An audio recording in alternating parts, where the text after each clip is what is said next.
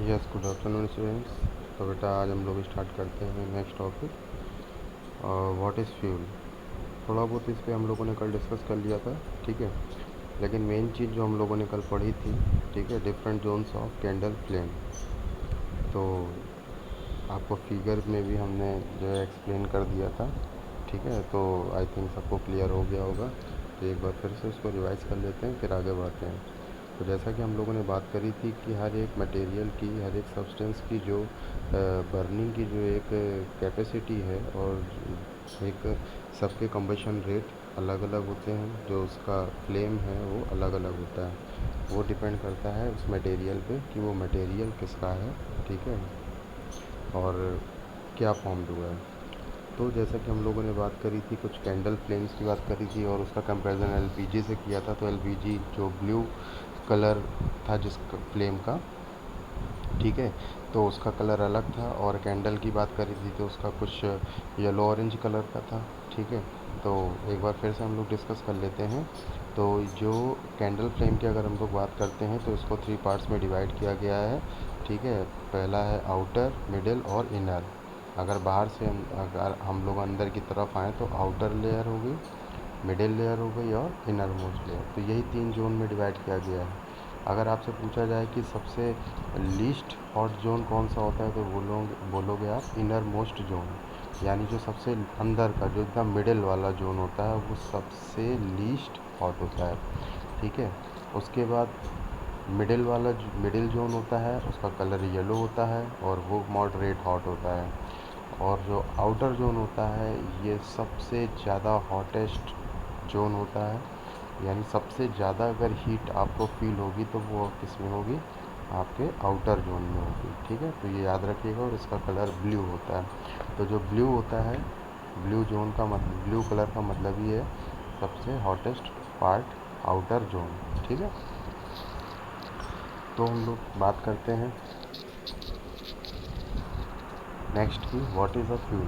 तो भाई फ्यूल, जैसा कि हम लोगों ने बोला कि हम लोग फ्यूल का यूज़ डोमेस्टिक और इंडस्ट्रियल दोनों पर्पज़ से करते हैं, ठीक है ना। तो वही बात है कि अगर हम लोग कोई भी ऐसा फ्यूल जो आपका होम में भी यूज़ हो रहा है, यानी डोमेस्टिक पर्पज़ में भी यूज़ हो रहा है और कॉमर्शियल पर्पज़ में भी यूज़ हो रहा है, ठीक है, यानी इंडस्ट्रीज़ वगैरह में भी उसका यूज़ हो रहा है, ठीक है, और जिस फॉर्म में हो रहा है, ठीक है, तो वही आपका हो जाता है फ्यूल। और आपका जो फ्यूल है, इसमें वुड, चारकोल, पेट्रोल, केरोसिन, ठीक है, इस तरह के और भी बहुत सारे फ्यूल्स हैं। तो ये उनके एग्जांपल हो गए, ठीक है।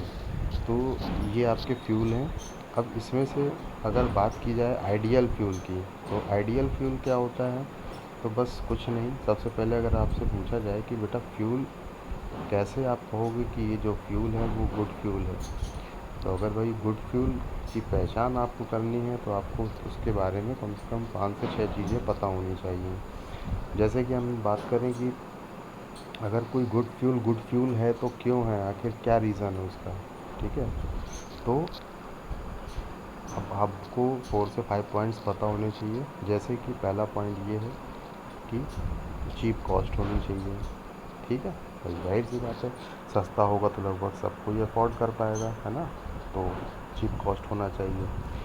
दूसरी चीज़ हो गई कि उसकी जो हीट कैपेसिटी है, ठीक है, वो बहुत ज़्यादा होनी चाहिए, यानी उसमें जो हीट है वो बहुत ज़्यादा होनी चाहिए, तभी तो वो बेस्ट फ्यूल माना जाएगा, ठीक है। तीसरी चीज़, इजीली अवेलेबल होना चाहिए। भाई ऐसा फ्यूल जो हमें इजीली अवेलेबल हो जाए, मेरे लिए सबसे बेस्ट है। इजीली अवेलेबल होना चाहिए, ठीक है। ईज़िली हैंडलिंग होना चाहिए। ऐसा तो नहीं उसका रख रखाव बहुत टफ है, कठिन है, ऐसा तो कुछ नहीं, ठीक है। इजी हैंडलिंग होना चाहिए। और मेन चीज़, कम से कम एयर में इजीली बर्न होना चाहिए। अब आपके घर में सिलेंडर है, गैस जल रही है, पता नहीं कितना अंदर रखा हो, वहाँ पे एयर कितनी परसेंट में प्रेजेंस हो ना हो, है ना।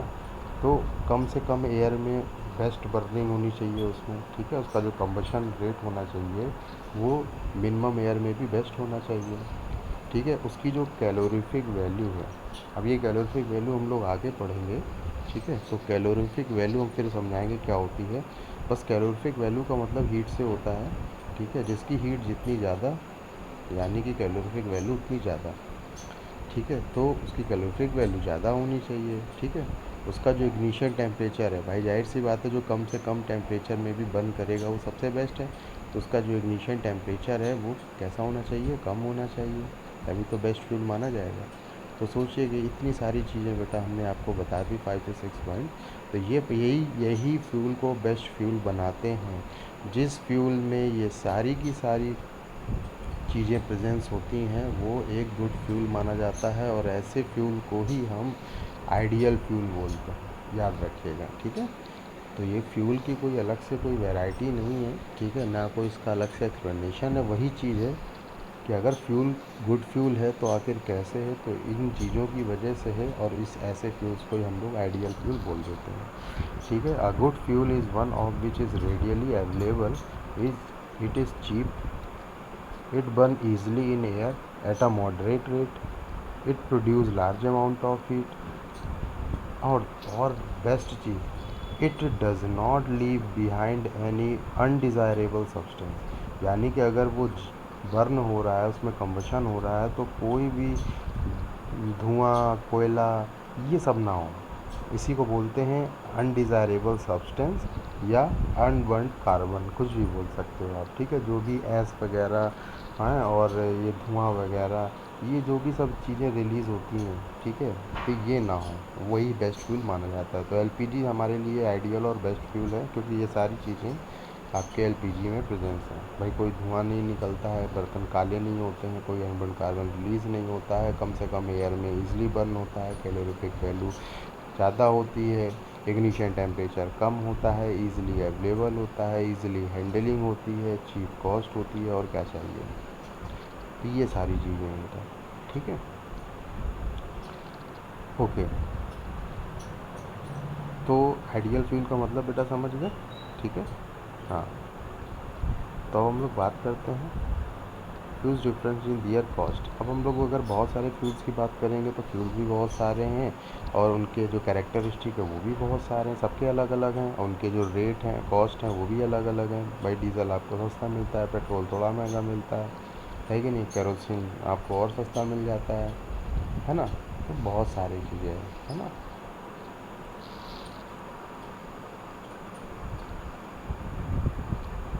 चलिएगा, अब हम लोग बात करते हैं फ्यूल इफ़िशियंसी की। यानी फ्यूल इफ़िशियंसी का मतलब होता है फ्यूल की जो कैपेसिटी होती है, जो उसकी पावर होती है, हम लोग उसकी बात करते हैं। तो बस फ्यूल इफ़िशियंसी को आप किससे मेज़रमेंट कर पाओगे, तो वो कर पाओगे कैलोरीफिक वैल्यू से।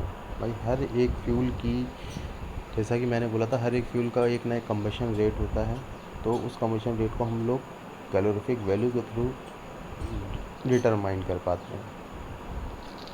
तो क्या है कैलोरीफिक वैल्यू? ये जो कैलोरीफिक वैल्यू है ये फ्यूल की इफ़िशियंसी को बताती है, ठीक है। इतना आपको याद रखना है कि जो फ्यूल की एफिशिएंसी है उसको हम लोग कैलोरीफिक वैल्यू से रिप्रेजेंट करते हैं। और हर एक फ्यूल की कैलोरीफिक वैल्यू अलग अलग होती है। किसी की फ्यूल की कैलोरीफिक वैल्यू सबसे ज़्यादा, किसी की कम, और कुछ मॉडरेट चलती हैं। जैसे कि मैं आपको एग्जांपल बता देता हूँ कि आपका जो काऊ डंग है, जो कंडे वगैरह हैं, ठीक है, जैसे डंग केक बोलते हैं, तो इनकी कैलोरीफिक वैल्यू सबसे कम होती है बेटा। यानी अगर इनमें आप खाना बनाने लगो तो बहुत टाइम लगेगा। कैलोरीफिक वैल्यू सबसे लीस्ट होती है, सबसे कम। और हाइड्रोजन जो है उसकी कैलोरीफिक सबसे ज़्यादा होती है, याद रखिएगा। हाइड्रोजन जो है उसकी कैलोरीफिक वैल्यू सबसे ज़्यादा होती है, ठीक है। और बाकी कैलोरीफिक वैल्यू क्या होती है, ये फ्यूल की एफिशिएंसी को रिप्रेजेंट करती है, जो अभी हम लोग आगे डिस्कस करेंगे। Suppose you were asked to boil a given quantity of water using cow dung, coal and LPG। अब अगर हम सोचो कि बेटा एक कुछ अमाउंट में हमने वाटर ले लिया है और उसको हमें बॉयल करना है, तो हमने कोई 3 फ्यूल ले लिए हैं, काऊ डंग ले लिया है, कोल ले लिया है, LPG ले लिया है। विच फ्यूल वुड यू प्रेफर? आप कौन सा फ्यूल प्रेफर करोगे? अगर किस पानी को गर्म करना है तो इन तीनों में से कौन कौन सा करोगे, तो सबसे से एलपीजी का नाम निकलेगा। निकलेगा कि नहीं निकलेगा? ठीक। तो गिव योर रीज़न। भाई क्यों निकलेगा? क्योंकि टाइम की बचत होगी, झंझट से बचोगे, धुआं धूल लक्कड़ से बचोगे, बहुत सारी चीज़ें, ठीक है। तो ये तो सबको पता है, सिंपल सी बात है। Do these three fuels produce the same amount of heat? The amount of heat and energy produced on complete combustion of 1 kg of a fuel is called a calorific value। तो आखिर तीन fuel की में से LPG क्यों चुना? क्योंकि बेटा एलपीजी की कैलोरीफिक वैल्यू ज़्यादा है। आपको पता है इसमें टाइम कम लगना है, फट से 2 मिनट में हो जाना है। लेकिन अगर आप कोल के चक्कर में पड़ोगे, आप काऊ डंग के चक्कर में पड़ोगे तो आपको घंटों लग जाएंगे। तो क्योंकि उनकी कैलोरीफिक वैल्यू कम है कंपैरिजन टू एलपीजी। तो बात समझ में आ गई। अब कैलोरीफिक वैल्यू क्या है, कैसे रिप्रेजेंट करते हैं, अब वो हम आपको सिखा देते हैं। The amount of heat energy produce on complete combustion of 1 kg of fuel is called calorific value. कभी भी किसी भी फ्यूल की अगर आपको कैलोरीफिक वैल्यू निकालनी है तो बड़ी सिंपल सी बात है। आप क्या करो कि उसका अमाउंट ले लो। भाई कितना अमाउंट ले लो, सपोज़ करो 1 kg अमाउंट हमने ले लिया। अब जैसे कि हमने 3 फ्यूल अपने पास रख लिए, पेट्रोल, डीजल, कैरोसिन। ये मैं एग्ज़ाम्पल बता रहा हूँ कि हमने 3 फ्यूल रख लिए, पेट्रोल, कैरोसिन और डीजल। अब हमने क्या किया, इन तीनों फ्यूल के 1-1 लीटर अमाउंट रख लिए। 1 लीटर पेट्रोल ले लिया हमने बीकर में, 1 लीटर जो है कैरोसिन ले लिया और 1 लीटर हमने डीजल ले लिया। ये तीनों को हमने जो है फ्यूल को हमने एक बीकर में ले लिए। ठीक है बेटा, अब हमने क्या किया कि इनमें बर्निंग स्टार्ट कर दी। ठीक है, बर्निंग स्टार्ट कर दी और इनके ऊपर हमने वाटर एक अमाउंट, मतलब एक वाटर का कोई भी अमाउंट हमने लेके इनके ऊपर रख दिया। ठीक है, अब बर्निंग जब स्टार्ट हो गई तो अब हम ये देखेंगे कि कौन सा फ्यूल जो है कितने अमाउंट में हीट को रिलीज़ कर रहा है। अब तीनों में वाटर रखा हुआ है, हम थर्मोमीटर से मेज़रमेंट करेंगे, लेबोरेटरी थर्मोमीटर से मेज़रमेंट करेंगे कि किस जो है बीकर में सबसे ज़्यादा टेम्परेचर है और वो कितने अमाउंट हीट जो है रिलीज़ कर रहा है। और सोचोगे कि जिसमें, अब सोचो कि एक लीटर में कोई 70 डिग्री सेल्सियस ही पानी गर्म कर पा रहा है, 1 लीटर में कोई 50 डिग्री सेल्सियस पानी गर्म कर रहा है, हो सकता है 1 लीटर में कोई 100 डिग्री सेल्सियस टेम्परेचर पे पानी को हीट कर रहा है। तो जिसने 100 डिग्री सेल्सियस पे किया 1 लीटर में, तो इसका मतलब उसकी जो है कैपेसिटी ज़्यादा है ना हीट की, यानी उससे हीट ज़्यादा रिलीज़ हो रही है। तो इसका मतलब उसकी कैलोरीफिक वैल्यू सबसे ज़्यादा होगी। जो 60 डिग्री सेल्सियस टेम्परेचर जो है क्रिएट कर रहा है वाटर का, तो इसका मतलब उसकी कैलोरीफिक वैल्यू 100 के कंपैरिजन में कम है। और जो 40 कर रहा है, इसका मतलब उसकी कैलोरीफिक वैल्यू सबसे कम है। तो इस तरह से, और देखो तीनों का अमाउंट 1 kg था 1 kg, और तीनों में टेम्परेचर के डिफरेंस आए। तो इससे हमने ये पता लगा लिया कि किसकी कैलोरीफिक वैल्यू ज़्यादा है और किसकी कम है। तो अब आई थिंक आपको बात समझ में आ गई होगी कि किसी भी फ्यूल की कैलोरीफिक वैल्यू अगर निकालनी है तो उसका उतना अमाउंट लेके उसमें कंबशन करो और एक बार चेक कर लो कि किससे उतने 1 kg कंप्लीट होने पे कितनी हीट उसने रिलीज़ करी है, और इससे कंपैरिजन आपका हो जाएगा कि किसकी कैलोरीफिक वैल्यू ज़्यादा है, किसकी कम। अब सपोज़ करो जैसे आपने कैरोसिन ऑयल ले लिया है 1 लीटर, और वुड ले लो 1 kg, 1 किलो लकड़ी ले लो और 1 लीटर आप कैरोसिन। अब बर्निंग स्टार्ट करो। अब आप देखना कि 1 kg, पहली बात तो जो वुड होगा उसमें अनबर्न कार्बन रिलीज़ होगा, कम्प्लीटली कम्बशन नहीं होगा। और कैरोसिन कम्प्लीटली 1 kg पूरा का पूरा कम्बशन हो जाएगा। तो इसका मतलब कैरोसिन की कैलोरीफिक वैल्यू वुड के कंपैरिजन में ज़्यादा होगी। ठीक है, वेरी सिंपल। तो यही बोल रहा है कि the amount of heat energy produce, यानी जो भी हीट एनर्जी का अमाउंट है जो प्रोड्यूस हो रहा है 1 kg कम्बशन, यानी जो भी कम्बशन हो रहा है, ठीक है, 1 kg अमाउंट में, जिस फ्यूल का कम्बशन 1 kg अमाउंट में हो रहा है और उससे जिस अमाउंट में हीट एनर्जी प्रोड्यूस हो रही है, उसी को हम लोग बोल देते हैं कैलोरीफिक वैल्यू। यानी 1 kg फ्यूल में जो कंप्लीट कम्बशन हुआ उससे जितनी amount of heat energy release हुई, this is called calorific value. या लर्न कर लीजिएगा, मोस्ट इम्पॉर्टेंट, बहुत इम्पॉर्टेंट जो है डेफिनेशन है। ठीक है, the calorific value of a fuel is expressed in a unit called kilo joule पर kg। ठीक है, देखो बेटा इसकी यूनिट बहुत इंपॉर्टेंट है, 1 नंबर में सीधा क्वेश्चन पूछा जाता है। ठीक है, what is the unit of calorific value. तो क्या होती है, किलो जूल पर किलोग्राम। अब किलो जूल पर किलोग्राम क्यों बोली गई है, तो देखो किलो ग्राम तो लगभग सबने पढ़ा है कि हाँ 1 kg 2 kg 3 kg है ना। किलो जूल का मतलब बेटा हीट से होता है। हीट की जो यूनिट होती है वो होती है जूल। ठीक है, जूल जे से भी रिप्रेजेंट करते हैं, JOULE जूल भी बोलते हैं। तो कितनी हीट रिलीज़ हुई है ये आप जूल से बताओगे कि एक जूल 2 जूल 10 जूल 20 जूल। अब जैसे अमाउंट अभी था कितने लीटर, तो बोला 1 लीटर या 1 kg। तो यूनिट तो होनी चाहिए तभी तो पता लगा पाओगे किसका कितना अमाउंट लिया है। तो यानी कि जित कितना केजी, 1 kg। 1 kg में कितनी अमाउंट ऑफ हीट रिलीज़ हो रही है, तो वो आपका किलो जूल बताएगा। ठीक है, तो इसलिए इसकी यूनिट है किलो जूल पर किलोग्राम। ठीक है, यानी 1 ग्राम में जितने किलो जूल एनर्जी रिलीज़ होगी वही उसकी कैलोरीफिक वैल्यू कहलाएगी। Calorific value of some fuels are given table. और बाकी की देखो बेटा टेबल सारे बच्चे जो है अपनी नोटबुक में बनाएंगे, कब बनाएंगे वो मैं बता दूंगा। और ये टेबल में बेटा जितने फ्यूल दिए गए हैं देखो सबकी कैलोरीफिक वैल्यू पता होनी चाहिए। मैंने आपको बताया था काऊ डंग की सबसे कम होती है, देखो 6000 to 8000 kilojoule per kilogram.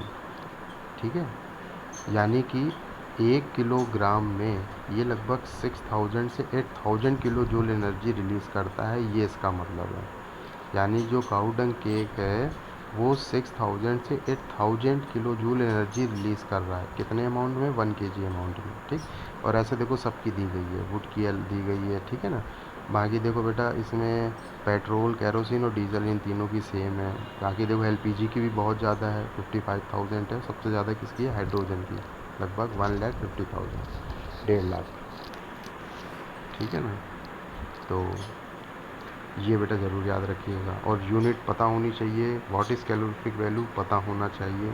ठीक है, 1 kg अमाउंट में जितना भी कंप्लीट कंबशन होगा और उससे जितने amount of heat energy release होगी वही कहलाएगी कैलोरीफिक वैल्यू। यूनिट होती है किलो जूल पर किलोग्राम। चाहे पूरा पूरा आप लिख सकते हैं स्पेलिंग में किलो जूल पर किलोग्राम, या शॉर्टकट में लिख सकते हैं kJ/kg। बाकी बेटा ये टेबल ज़रूर रन कर लीजिएगा आप लोग। ठीक है, तो आई थिंक आज के लिए इतना बहुत है। ठीक है, तो ये टेबल बेटा ज़रूर पढ़ेंगे, इसको लर्न करेंगे। बाकी किसी भी बच्चे को कोई भी प्रॉब्लम हो इस टॉपिक से रिलेटेड तो वो मुझसे आस्क कर सकता है। Okay okay, thank you, have a nice day.